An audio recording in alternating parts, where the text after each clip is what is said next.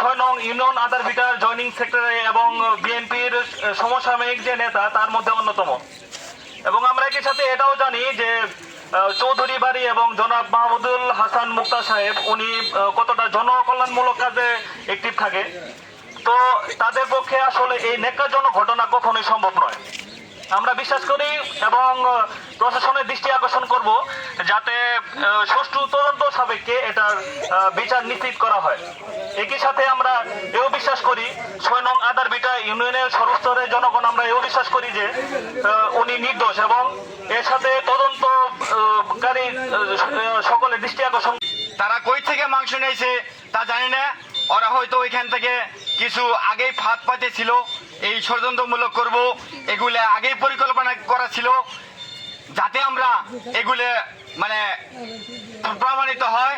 এদের কিছু দুষ্কৃতী লোক আমাদের পিছে নেলিয়ে দিয়ে আজকে আমাদের মিথ্যে মামলা দিয়ে মিথ্যে অপবাদ দিয়ে আমাদের হয়রানিমূলক আজকে জনসম্মূলকের কাজ করা থেকে বিরত রাখার জন্য আজকে কয়রা বা পাটাদবাসীকে আমাদের অত্যন্ত দুঃখজনক আজকে একটা নিন্দাজনক একটা ঘটনা। এই ঘটনাতে আমরা অনেক প্রতিবাদ জানাচ্ছি। আমরা এই জন্যই মানববন্ধনে দাঁড়িয়েছি। আমরা এই ৬ নং আদারভিটা ইউনিয়ন থেকে বলতে চাই মাহমুদুল হাসান মুক্তাকে ওই সুষ্ঠু তদন্তের মাধ্যমে আমাদের বেকুচেক মামলা থেকে খালাস দেওয়া হোক এবং কি আমাদের এই সাধারণ সম্পাদক মুক্তাকে সে নির্দোষ, তার কোনো দোষ নাই। এটা সম্পূর্ণ এই আওয়ামী লীগের কিছু দুষ্কৃতী লোক এবং কি বিএনপির পদ প্রতিষ্ঠান পাওয়ার না কারণে আমাদের বিরোধিতা করে আজকে এর জন্য এরা চেষ্টা করছে অনেক দিন যাবৎ, পারে না। তাই আমরা মাংস ক্রয় করছি টাকা দিয়ে।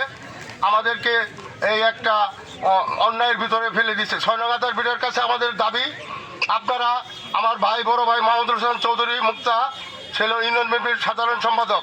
দীর্ঘদিন ধরে ওনারা চক্রান্ত করে আসছিল, কিন্তু আমাদের সাথে পেরে ওঠে নাই। আমরা আদর্শ সৈনিক জিয়ার, খালেদা জিয়ার আদর্শ সৈনিক। আমরা জিয়ার দল করি, আমরা ধানের শীষকে ভালোবাসি। আমরা একটা কথা চাই, এই বাংলার জাতীয়তাবাদী দল যারা করেন তাদের কাছে আমার উদাত্ত আহ্বান থাকবে, আমরা যেন এই মিথ্যা মামলা থেকে এবং হয়রানির থেকে আমরা যেন প্রমাণ নির্দোষ হইতে পারি এই আশাবাদ ব্যক্ত করে, এবং সামনে আমরা যেন তারেক রহমান এবং জিয়াউর রহমানের দলকে এগিয়ে নিয়ে যেতে পারি এই আশাবাদ ব্যক্ত করে সবার সুস্বাস্থ্য কামনা করে এখানে আমার সাহেব অনেক ভালো মানুষ এবং আমাদের সাধারণ সম্পাদক এই ৬ নং ইউনিয়নের সাধারণ সম্পাদক উনি, যার কোনো তুলনা হয় না। সেই মানুষের বিরুদ্ধে যারা চক্রান্ত করে, নিশ্চয়ই কোনো চক্রান্ত করে তাদের এই মিথ্যা মামলায় জড়িয়েছে। আমরা সবাই চাই সে যেন আবার আমাদের মাঝে ফিরে আসে এবং সাধারণ সম্পাদক পদ উনি যেন ফিরে পায় এবং মিথ্যা মামলা যেন প্রত্যাহার হয়, এই আশা ব্যক্ত করেই আমি আমার বক্তব্য শেষ করছি। সাধারণ সম্পাদক মুক্তা চৌধুরীকে যেভাবে অন্যায়ভাবে চক্রান্ত করে এভাবে ভাসানো হয়েছে, আমরা সকলে তার প্রতিবাদ জানাচ্ছি এবং নিন্দা জানাচ্ছি। আজকের যে মূলত ঘটনাটা, মুক্তা চৌধুরী যে একটা গরুর বিষয়টা নিয়ে সবাই জানে, সে গরু কিনতে টাকা দেওয়া হয়েছিল কসাইকে।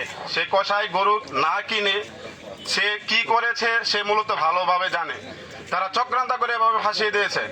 আমরা এই প্রতিবাদ সবাই সকলেই প্রতিবাদ জানাই। এই মিথ্যা মামলা প্রত্যাহার করে মুক্তা চৌধুরী এবং তার অঙ্গ সংগঠন সকলের বিরুদ্ধে যারা মিথ্যা মামলা করেছে, আমরা সকলকে নিঃশর্ত মুক্তি চাই। আপনারা সবাইকে